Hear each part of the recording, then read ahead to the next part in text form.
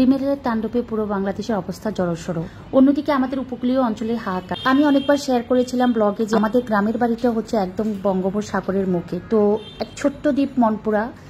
তো আমাদের এই ছোট্ট দ্বীপ মনপুরা হচ্ছে একদম ভাসমান একটা দ্বীপ, চারপাশে নদী, তার মাঝখানে হচ্ছে আমাদের দ্বীপটা। কোনো ঝড় তুফান হইলে হচ্ছে আমাদের এই ছোট্ট দ্বীপ মনপুরার অবস্থা একদম বাজে হয়ে যায়। গতকালের যে রিমেলের তাণ্ডবটা ছিল, আমার শাশুড়ি আমাকে ফোন দিয়ে বললেন যে একদম 70 সনে যে বন্যাটা হয়েছে সেম একদম আমাদের মনপুরাতেও সেম অবস্থা হয়েছিল। মনপুরা, চরপোষণ, ভোলা, বরিশাল, পটুয়াখালী, খেপুপাড়া বা কলাপাড়া, যারা যারা এফবিতে ছিলেন বা হচ্ছে টিভি দেখেছেন তারা হয়তোবা বলতে পারেন যে গতকালকে কি পরিস্থিতি গিয়েছিল যে সকল অঞ্চলে বা যে সকল নিম্ন অঞ্চলগুলোতে রিমেলের তাণ্ডবটা হয়েছিল।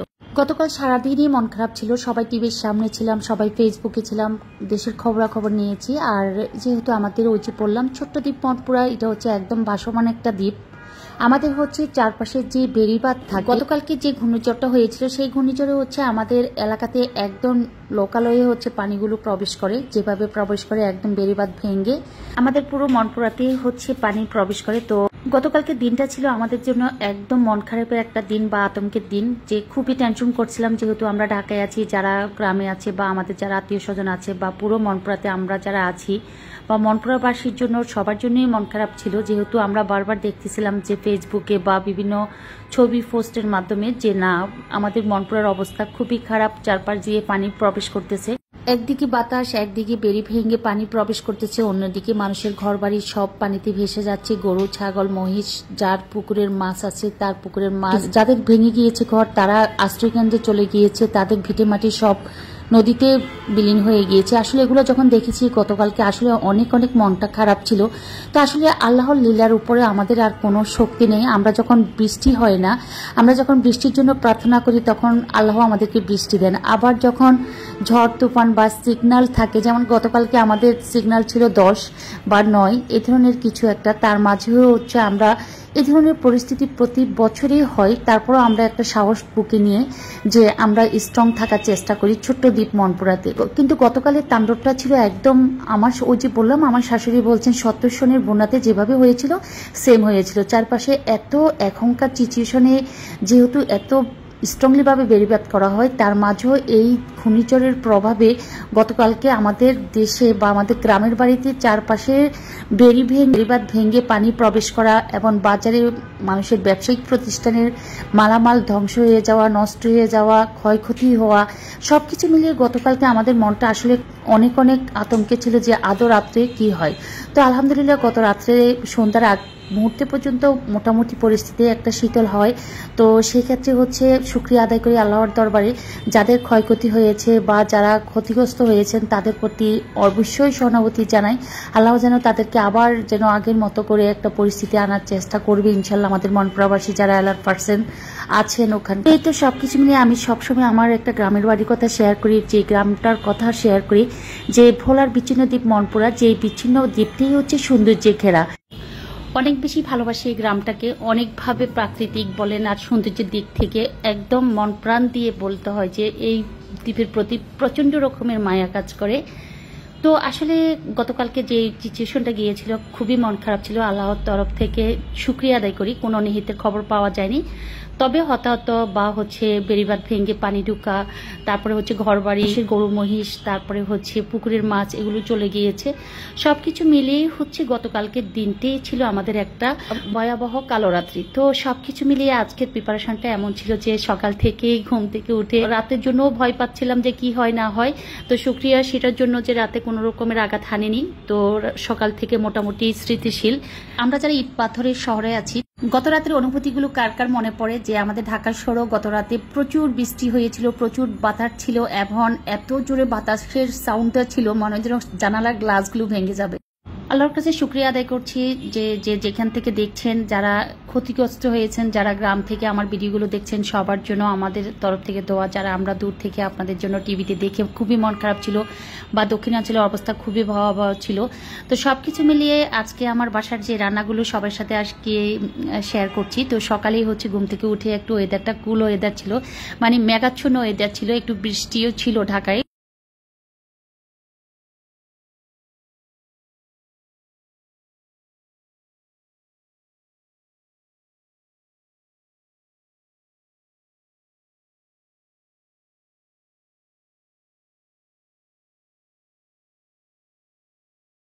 ছিল ঝুম বৃষ্টি না।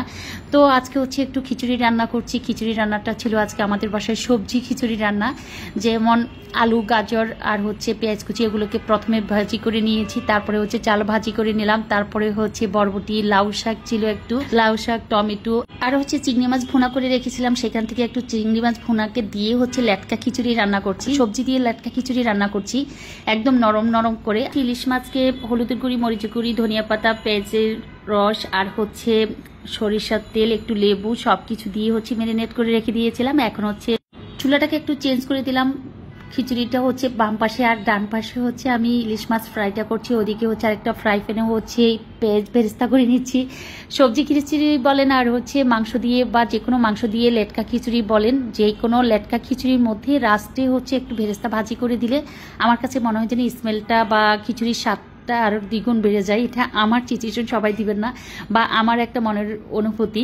তো এদিকে হচ্ছে ইলিশ মাছগুলো ফ্রাই করে উঠিয়ে ফেলছি, আর ইলিশ মাছ ফ্রাই করার পরপরই হচ্ছে রূপচাঁদা মাছগুলো ফ্রাই করতে হবে। তো ইলিশ মাছ ফ্রাইটা কেমন হয়েছে অবশ্যই জানাবেন। যে আমি একদম অল্প আছে হচ্ছে ইলিশ মাছটা ফ্রাই করার চেষ্টা করি, এদিকে হচ্ছে রূপচাঁদা মাছ ফ্রাই করছি, আর ওদিকে ভেরেস্তাটা হয়ে গেলে হচ্ছে আমি খিচুড়িতে দিয়ে দিব। আবার হচ্ছে ডিম ভুনা করার জন্য, ডিম ভুনার জন্য মশলা কষিয়ে নিচ্ছি। আসলে রান্না করতেই একরকম চাই, সবার ডিসিশন আরেক রকম হয়ে যায়। আবার একজন এসে বলে যে একটু ডিম ভুনা করলে মানে আরেকটু ভালো হতো।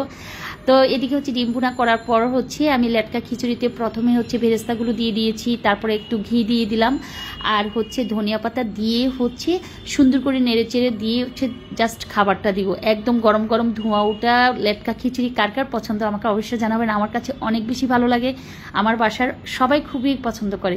বরং শুকনো খিচুড়িটা কম পছন্দ করে, যে আছে না যে একদম শুকনো শুকনো ভাতের মতো ঝরঝরা, ওই খিচুড়িটা আমার বাসায় লাইক করে কম। লেটকা খিচুড়ি যেভাবেই দিই না কেন ওভাবে পছন্দ করে। তো এখানে সবজি ইউজ করেছি, আবারও বললাম, বরবটি, গাজর, আলু, তারপর হচ্ছে লাউ শাক, টমেটো সব কিছু দিয়ে হচ্ছে আমি আজকে লেটকা খিচুড়িটা করেছি। আবার হচ্ছে চিংড়ি মাছও দিয়েছিলাম, আর এদিকে হচ্ছে ডিম ভুনাটা করে নিচ্ছি। ডিম ভুনাটা হওয়ার পরপরই হচ্ছে সব কিছু বেড়ে নিয়ে তাড়াহুড়ো করে হচ্ছে এক্ষুনি খাবার দিয়ে দিব।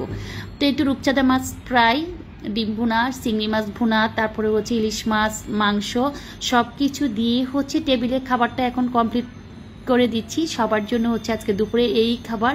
তো খাবারগুলো কেমন হলো, রান্নাটা কেমন হয়েছে, বা আজকের আইটেমগুলো কেমন হয়েছিল, যেমন লেটকা খিচুড়ির সাথে যেহেতু ভেজিটেবল দিয়েছি, মাংসটা আমি ভিন্ন রেখেছি, দেন হচ্ছে বাকিগুলো ছিল বেশিরভাগ ফ্রাই। তো রুমে চলে আসলাম একটু ফ্রেশ হয়ে, বা একটু ঠান্ডা, যে ঘামাচ্ছিলাম, যে ঘামটা একটু আমার গায়ে গায়ে চলে গেলে হচ্ছে আমি গোসলটা করব।